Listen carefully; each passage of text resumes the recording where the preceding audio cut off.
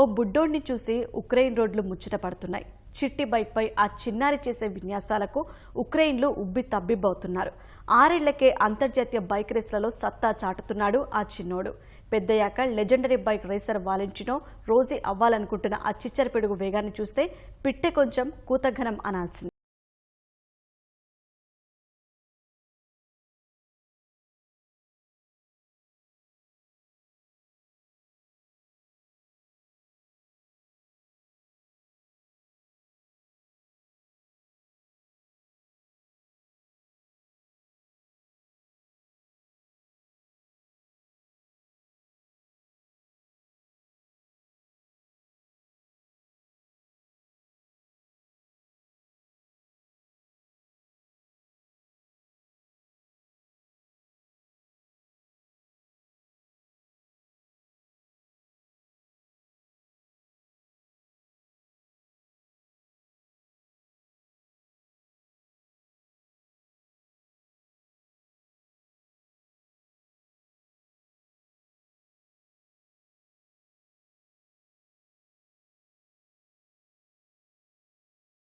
కులశవ్ మాటల్లోనే మేం వాడి మొదటి పుట్టినరోజుకు ఒక బ్యాలెన్స్ సైకిల్ బహుమతిగా ఇచ్చాం.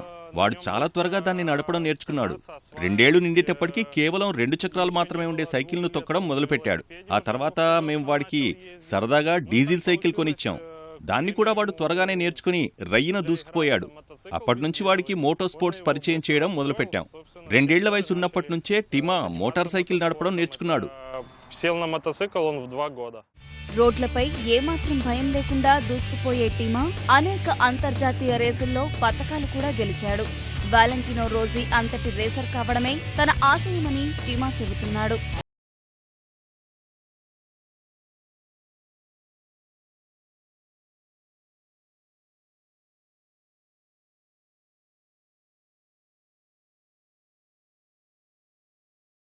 году я был в 3 странах и заработал 7 побед. И из 10 гонок я заработал 7 побед.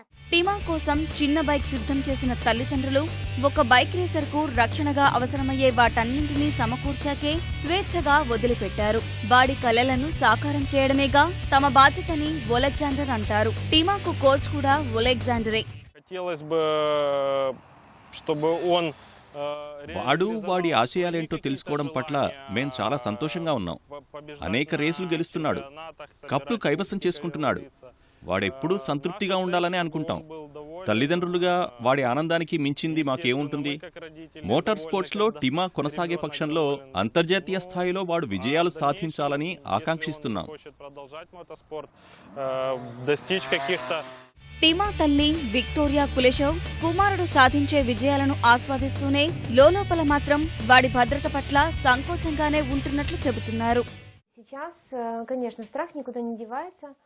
భయం ఎప్పటికీ ఉంటుంది. ఈ ఏడాది టిమా అద్భుత ప్రతిభ చాటుతున్నాడు. వాడి ప్రతిభతో పాటే నాలో భయం కూడా పెరిగిపోతోంది. పోటీల్లో పాల్గొనడమే కాకుండా విజయాలు కూడా సాధిస్తున్నాడు. వాడి వయసును బట్టి చూస్తే బైక్ రేస్లు చాలా ప్రమాదకరంగా కనిపిస్తున్నాయి. వాడికి తల్లిదండ్రులుగా వీలైనంత రక్షణ కల్పిస్తూనే ఉన్నాం. రేస్లలోనూ ప్రాక్టీస్లలోనూ బైక్ పై నుంచి టిమా పడిపోతూ ఉంటాడు. అప్పుడు ఆందోళన చెందే తల్లితో టిమా ఏమంటాడో విక్టోరియా మాటల్లోనే. నేను వాడిని ఒక ప్రశ్న అడుగుతూ ఉంటాను. అదేంటంటే, టిమా నీకు భయం లేదా అని. దానికి వాడు అమ్మా ఏం భయం లేదు, అంతా మంచిగానే ఉంటుందని చెబుతాడు. టిమాను చూసిన స్థానిక రేసర్లందరూ భవిష్యత్ ఆశాకిరణమే అంటున్నారు. అయితే చిన్న వయసులో ఉన్న టిమాకు పెరిగే కొద్దీ ఆసక్తులు మారొచ్చని, వేరే కొత్త స్టాలు పుట్టుకురావచ్చని కూడా చెబుతున్నారు. టిమా మాత్రం తన లక్ష్యం 2వ వాలెంటినీగా మారడమేనని చెబుతున్నాడు.